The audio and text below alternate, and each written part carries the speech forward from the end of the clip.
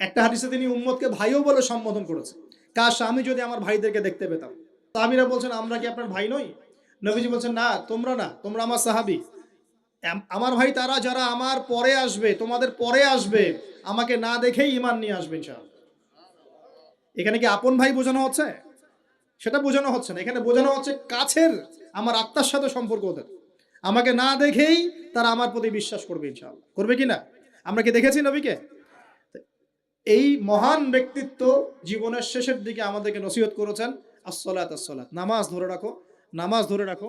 ওয়ামা মালাকাত আইমানুকুম, এবং তোমাদের অধীনস্থদের ব্যাপারে সতর্ক থাকো। অধীনস্থ মানে কি? অধীনস্থ মানে কি বলেন দেখি? আপনার স্ত্রী আপনার অধীনে থাকে? সন্তান সন্ততি অধীনে থাকে? থাকে না? থাকে। কোন কোন ক্ষেত্রে পিতা মাতাও কি আমাদের অধীনে থাকে না? মানে আমরা আমরা আর্ন করতে পারি, পিতামাতা আর্ন করতে পারেন, উপার্জন করতে পারে না। পিতামাতাকে চালানো লাগে না আপনাদেরকে অনেক সময়, হয় কি না?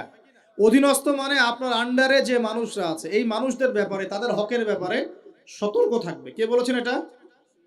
আচ্ছা, এখান থেকে নামাজের গুরুত্ব বুঝতে পারলাম কি? যুব সমাজের সলিউশন 1 নাম্বার, 5 ওয়াক্ত নামাজ জামাতে পড়ার চেষ্টা করবেন। আল্লাহ পাক তৌফিক এনায়েত করুন, বলি আমিন।